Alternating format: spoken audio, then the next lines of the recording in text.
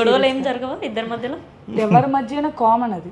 అంటే మరీ పెద్ద పెద్ద ఇష్యూస్ ఏం కాదు, చిన్న చిన్నవి. ఎలా అంటే నాకు పర్సనల్గా ఏమీ గొడవలు అనేది ఉండదు. రీల్స్ వల్ల నాకు రీల్స్ తీయకపోయినా ఎడిటింగ్, తను రీల్స్ తీస్తాడు ఓకే, దాన్ని ఎడిటింగ్ చేసి ఫాస్ట్గా పెట్టేస్తేనే కదా అక్కడితో అయిపోయిద్ది, మళ్ళీ నెక్స్ట్ వీడియోకి వెళ్ళొచ్చు.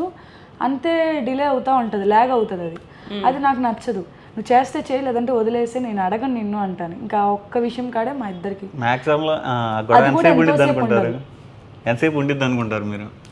ఒక చిన్న ఎక్స్ప్రెషన్స్ తో తనే కొద్దిసేపే ఉంటుంది. మీరు ఎలాగో సామెతలు వేస్తూ ఉంటారు కాబట్టి ఏమీ మాట్లాడు, చాలా సైలెంట్ జస్ట్ లైట్ వేసిన సేపులో పోతుంది. మరి అంటారు కదా, ఒకళ్ళు అగ్రెసివ్ అయినా సరే ఇంకొకరు సైలెంట్గా ఉంటే ఆ ఇష్యూ అనేది సాల్వ్ అవుట్ అయిపోద్ది. కానీ తను చాలా సైలెంట్గా ఉంటాడు, ఏం మాట్లాడు. తర్వాత మాట్లాడతా, ఏం బావా ఏం అనవా అంటే, ఎందుకు ఆల్రెడీ నువ్వు అగ్రెసివ్గా ఉన్నా, నేను కూడా అయితే అది పెద్ద గొడవ అయింది కదా, చిన్న విషయానికి ఎందుకు అంత గొడవ చేసుకోవడం అని ఏం మాట్లాడు.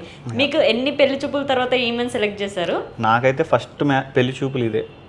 నేను అంటే ఫొటోస్ చూశానులే కానీ ఇంటికి వెళ్ళి ఒక మనిషిని, ఒక పర్సన్ చూశానంటే తనే ఫస్ట్ పర్సన్. ఓకే, ఫోటోలో ఉన్నట్టే ఉన్నారా?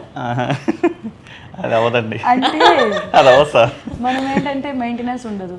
అలా మనం నా పని ఏంటి, ఇంట్లో వర్క్ చూసుకోవడం, అమ్మ నాన్న చూసుకోవడం, ఇంట్లో ఉండటం, అంతవరకే. నేను అంటే ఎక్కువ మెయింటెనెన్స్ చేసి అందరు అమ్మాయిలాగా మెయింటెనెన్స్ చేసి నేను ఎక్కువ రెడీ అవ్వాలి, అందంగా రెడీ అవ్వాలని ఎప్పుడు ఉండేది కదా థాట్ మైండ్లో. తినొచ్చిన కాడి నుంచి ఏంటంటే హస్బెండ్ వచ్చాడు, నా హస్బెండ్కి నేను నచ్చాలి అన్నట్టుగా ఇప్పుడు రెడీ అవ్వటం తప్పితే, మ్యారేజ్ బిఫోర్ అయితే నాకు ఇలా రెడీ అవ్వటం కానీ ఇంట్రెస్టే ఉండేది కాదు అసలు. దానివల్ల అది బెస్ట్ పాయింట్. అందుకని తనకి అదే చెప్పా కదా, కన్ఫ్యూజన్లో పడిపోయాడు, చేసుకోవాలా వద్దా అంటే. అంత అందంగా కనిపించట్లేదు కదా చూస్తానికి, మెయింటెనెన్స్ ఉండదు. అవుట్డోర్ అంటే సారీ, పైకి చూస్తే అరే ఫ్రెండ్స్ ఉంటారేమో అనుకుంటారేమో అని ఒకటి ఉంటుంది.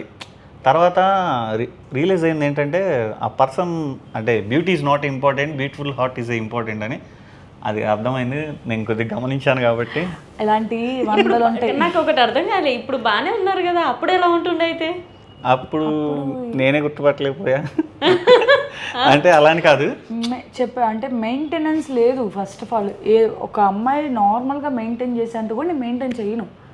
జస్ట్ మాయిశ్చరైజర్ కూడా రాసుకునేది, మాయిశ్చరైజర్ పౌడర్ కానీ ఏమీ ఉండదు. నా పని ఏంటా, నేనేంటా, తింటాం, నిద్రపోవటం, లేకపోవటం, మళ్ళీ వర్క్ చేసుకోవడం, మళ్ళీ పడుకోవటం, పైగా ఇంకా అదే వర్క్. చాలా లావుగా ఉండేది తను, చాలా లావుగా ఉండేది. అన్నీ చెప్పేస్తున్నాడా? అంటే ఫస్ట్ తను మ్యాచ్ ఒప్పుకోపోవడానికి కారణం నేను లావుగా ఉండడం వల్లే. అవునా? మరి ఇంత సన్నగా ఎలా అయ్యారు?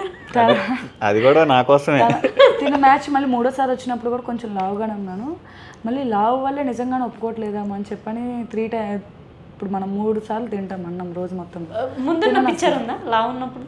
లేదు, అసలు ఇంపాసిబుల్. అది కనపడకుండా మొత్తం తీసేసా, తన దగ్గర ఉండేది తీసేసింది, నేనే తీసేసాను. ప్లీజ్ వీవర్స్ కోసం